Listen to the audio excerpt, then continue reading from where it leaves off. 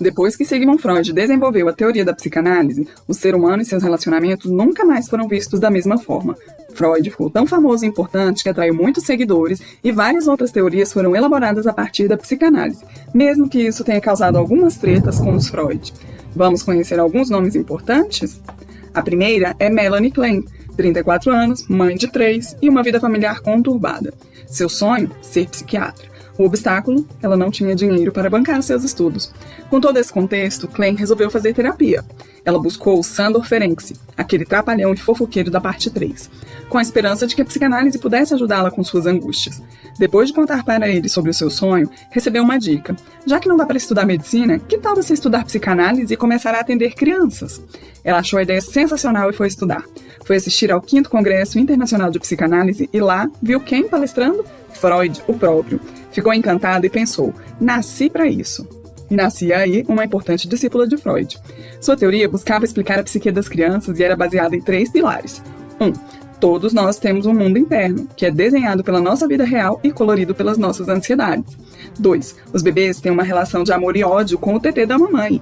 E essa era a base para o conceito de ansiedade persecutória. Essa ansiedade, quando é combinada com as nossas defesas, forma a posição esquizoparanoide. E 3. Quando os bebês crescem, eles se arrependem do ódio e agora têm medo de ficar sem o tetê da mamãe. Essa é a chamada ansiedade depressiva. Já ela, quando combinada com as nossas defesas, forma a posição depressiva. E aqui começam as tretas entre Klein e os Freud. Ao contrário do que Freud ensinou sobre as fases oral, anal e genital, que se sucedem, ela afirmava que nossas fases existem todas ao mesmo tempo e apenas se revezam no comando. Quem assistiu fragmentado ou divertidamente consegue ter uma ideia do que estamos falando. Bem, diante dessa nova forma de enxergar o processo, Klein nos ensinou que os problemas devem ser analisados a partir das posições esquizoparanoide e depressiva. Resumindo, a vida é assim mesmo. A gente pode amar e odiar a tudo e a todos e tá tudo bem. O importante é que o tratamento considere qual das ansiedades, persecutória ou depressiva, é que está levando ao surgimento das neuroses. Agora vamos falar sobre Anna Freud, e qualquer semelhança não é mera coincidência. Sim, ela é filha do Freud, a caçula, e devia ser o orgulho do papai. Apesar de ser filha, ela foi analisada por Freud. Afinal de contas, não existiam muitos psicanalistas naquele tempo, né? Mas isso é treta para o CRP. O nicho de Anna Freud, assim como Klein, eram as crianças. Ela começou como professora e depois virou psicanalista, atendendo vítimas da guerra, sobreviventes do Holocausto e crianças com problemas no dia a dia. Sua teoria foi o mapeamento dos mecanismos de defesa. Lembram da Melanie Klein, da posição esquizoparanoide e da posição depressiva? Pois é. O primeiro mecanismo é a negação, quando o sujeito nega que existe um problema. O segundo é a projeção, quando o sujeito projeta no outro uma insegurança ou falha sua. O terceiro, se voltar contra o ego, que é ter um pensamento horrível sobre si mesmo para evitar uma conclusão muito pior. O quarto é a sublimação, que é buscar formas socialmente aceitáveis de satisfazer os desejos inconscientes. O quinto é a regressão, que é voltar para um estado emocional infantil. O sexto é a racionalização, encontrar uma boa desculpa para se justificar de tudo. O sétimo é a intelectualização, que é ocupar o intelecto. O oitavo é a formação reativa, que é começar a fazer exatamente o oposto do que se sente. O nono é o deslocamento, que é basicamente descontar a raiva nos outros. O 10º, a fantasia, que é ficar fantasiando sobre qualquer coisa, menos sobre o problema que precisa resolver. Bom, os mecanismos de defesa não são um problema, afinal, quem nunca? Mas eles podem atrapalhar o nosso amadurecimento, pois são usados para fugir dos problemas ao invés de enfrentá-los. Agora vamos às tretas. Anna Freud não gostou que Klein discordasse de algo na teoria do papai. Sem vontade de alimentar a treta, Klein resolveu mudar para a Inglaterra e lá seguiu profanando a teoria do mestre Freud. A família Freud achou isso um absurdo e foi para a Inglaterra continuar o bate-boca. Só que não. Eles eram judeus e naquele tempo todo mundo sabe o que acontecia com os judeus na Áustria e região. Bom, mas até hoje a psicanálise divide-se em kleinianos e freudianos. Agora falemos sobre Jacques Lacan. Ele era tão católico que seu nome composto era Jacques Marie, em homenagem à Virgem Maria. Ele cresceu, entrou na adolescência e largou a religião, foi estudar filosofia e ler autores existencialistas. Quanta rebeldia! Depois fez medicina e virou psiquiatra. Ele foi paciente e aluno do Dr. Rudolf Lowenstein, que lhe ensinou sobre psicanálise. A busca de Lacan pelo conhecimento deu a ele uma formação muito robusta, e ele ficou top das galáxias. Disse até que a teoria de Freud precisava ser relida e reinterpretada à luz do existencialismo. Ele também devia estar com o rei na barriga, né? Bem, Lacan defendia que o eu e o inconsciente vivem entre tapas e beijos por toda a vida. E assim, quando o bebê se reconhece no espelho e vê que não é essa Coca-Cola toda que imaginava ser, aí é que está a chave para os nossos conflitos internos. Enquanto por dentro de nós só há bagunça e caos, por fora exibimos beleza, simetria e andamos perfumados. Para tentar explicar toda a bagunça interna, a ferramenta que temos disponível é a linguagem. E é ela que nos possibilita explicar e entender o que se passa, mas nem sempre, ou quase nunca, a gente consegue. Então surge o idioma inconsciente. E aqui temos um problema, porque falar nem sempre funciona e nem todo mundo entende o subconsciente, inclusive nós. Enfim, não tem jeito. Ninguém te entende, então é melhor aceitar que dói menos. Somos todos esquisitos, imaturos e solitários. E vocês acreditam que ele ainda conseguia usar fórmulas matemáticas para explicar tudo isso? Meu Deus! O próximo nome é o de Erik Erikson, alemão, radicado nos Estados Unidos e aluno de Anna Freud.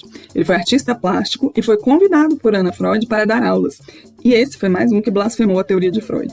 Enquanto para Freud tudo era por sexo, ou movido pela libido, Erikson dizia que somos movidos por socialização e desenvolvimento do ego. Em sua teoria do desenvolvimento psicossocial, existem 8 fases do crescimento psicoemocional. A primeira fase, confiança, desconfiança, é equivalente à fase oral. No primeiro ano de vida do bebê, o sentimento é: posso confiar no mundo? Terei minhas necessidades atendidas? Se a resposta for sim, então posso confiar. Se as necessidades forem negligenciadas, não posso confiar no mundo. Segunda fase, autonomia, dúvida e vergonha. Começa mais ou menos por volta de 1 ano e meio, quando o bebê começa a explorar o mundo. Se ele receber incentivos nessa fase, conseguirá desenvolver autonomia. Caso contrário, ele ficará em dúvida sobre suas capacidades e terá vergonha de si. A terceira fase, iniciativa, culpa. Começa por volta dos 4 anos. Se a criança recebe atenção, desenvolve autonomia. Se não recebe e ainda leva broncas, ela terá apenas culpa. A quarta fase da indústria, produtividade e inferioridade. É a fase das crianças em fase escolar até a puberdade. Se ela passou bem pelas fases anteriores, vai conseguir lidar bem com os desafios da escola. Mas se as experiências nas fases anteriores forem negativas, ela viverá uma fase escolar tensa. A quinta fase é a da identidade e confusão de identidade. É a temida adolescência. Nascem os questionamentos: quem eu sou? Qual é a minha tribo? Se as fases anteriores forem positivas até aqui, a identidade, de certa forma, está preservada. Se não, o pobre está completamente perdido no mundo. A sexta fase é a da intimidade e isolamento. O adolescente continua em amadurecimento psíquico. É a fase de trabalhar os relacionamentos. Basicamente, se há confiança, há intimidade. Caso contrário, temos adolescentes que se isolam de tudo e de todos. Bom, talvez esteja aí algumas explicações, né? A sétima fase é a da generatividade ou estagnação. Por volta dos 30 e poucos anos, quando resolvemos nos dedicar à nossa carreira. Caso tenhamos tido um desenvolvimento sólido até aqui, é a nossa fase mais produtiva. Por outro lado, o sujeito que não teve boas experiências até aqui vive desconfiado de tudo e de todos, se colocando em primeiro lugar sempre, porque é melhor garantir o meu logo. Bom, aqui tem outras explicações, né? Explica muitas outras coisas. Oitava fase, produtividade ou desespero. Essa fase vai até a morte, porque para Erikson nós nunca paramos de nos desenvolver. É aquele período de reflexão e autoavaliação de sua vida e seu legado. Eu vivi uma vida boa? Show! Não vivi, aí bate o desespero ao ver o tempo que foi perdido. Carl Rogers, 1902, Estados Unidos. Ao contrário do distanciamento que era praticado até então, Carl Rogers gostava de se envolver com seus clientes. Ele nem gostava do termo pacientes. Ele acreditava que o estado normal do indivíduo era a saúde, e qualquer alteração nesse estado é que era uma anormalidade. Acreditava que o indivíduo tem dentro de si a capacidade de entender os aspectos da sua vida que estavam causando o sofrimento, e que também tem a tendência de organizar a si mesmo e a sua relação com a vida para amadurecer. O papel do terapeuta nesse processo seria apenas conduzir a pessoa a esse caminho. Para Carl Rogers, o terapeuta deve desenvolver uma relação de confiança com o cliente, demonstrando apreço, empatia e congruência.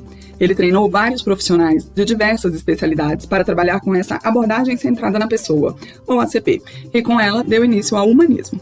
Deu para perceber que ele não agradou a todos com esse discurso, né? Sua teoria recebeu críticas, mas elas foram usadas para a evolução da teoria. Ele não tinha vergonha de ensinar como aplicar a sua teoria, e em 1965 até topou atender uma paciente em frente às câmeras para mostrar na prática a sua abordagem. Em 1970, publicou seu livro chamado Grupos de Encontro e começou a realizar muitas terapias em grupo. Em 1985, ele fez a mediação de um workshop na Áustria para 50 líderes mundiais, que renderam até uma indicação para o Prêmio Nobel da Paz em 1987. Jean Piaget, suíço, biólogo e psicólogo. Nos anos 40, a psicologia cognitiva deu um novo salto através dos seus estudos. Piaget é um sinônimo de pedagogia. Ele revolucionou as áreas da educação e da pedagogia, definindo o processo de aprendizagem com a criação da teoria construtivista e da teoria do estágio. Ele defendia que as crianças só eram capazes de aprender o que já estavam preparadas para assimilar. Ele também relativizava o verbo ensinar, já que para ele a criança aprende sozinha e o professor é apenas um facilitador do processo.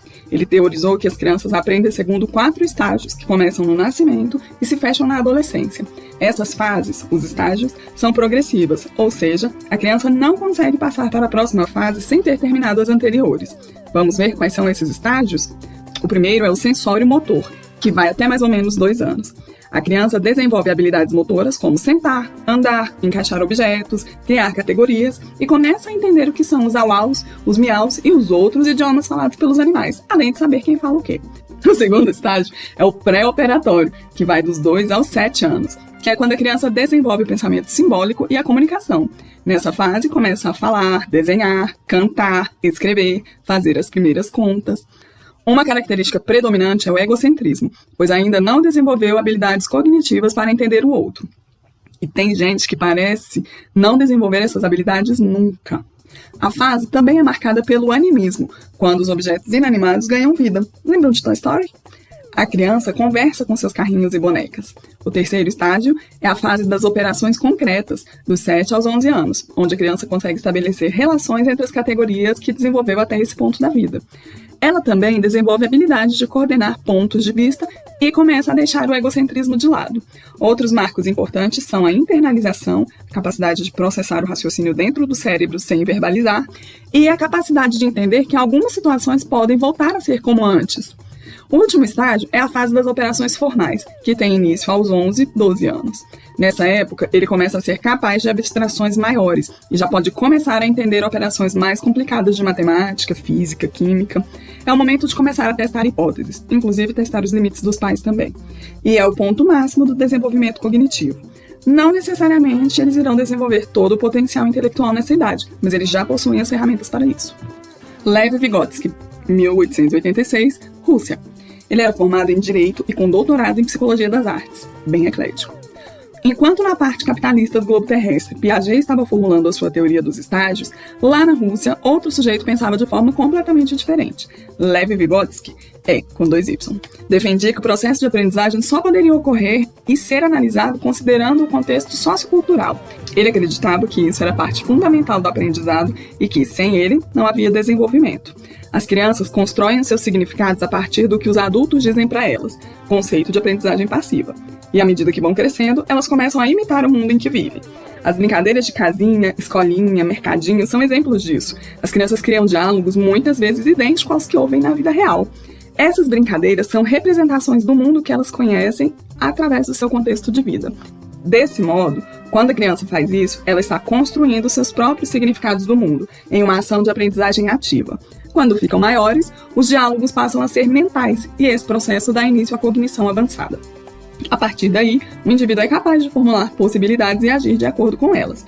E esse modo de construção dos significados continua por toda a vida. Vygotsky não teve muito tempo para desenvolver o seu trabalho. Ele morreu de tuberculose aos 38 anos. E devido ao contexto, lembram dessa palavra tão importante para a teoria de Vygotsky? Sua obra só foi descoberta pelo Ocidente em 1962, quando foi traduzida do russo para o inglês. Mas ainda há esperança. Até hoje, alguns documentos de sua obra estão sendo traduzidos do russo, e pode ser que nos próximos anos venhamos a descobrir ainda mais informações sobre sua teoria e consigamos entender um pouco mais sobre o seu ponto de vista. Tomara! Created using Powtoon.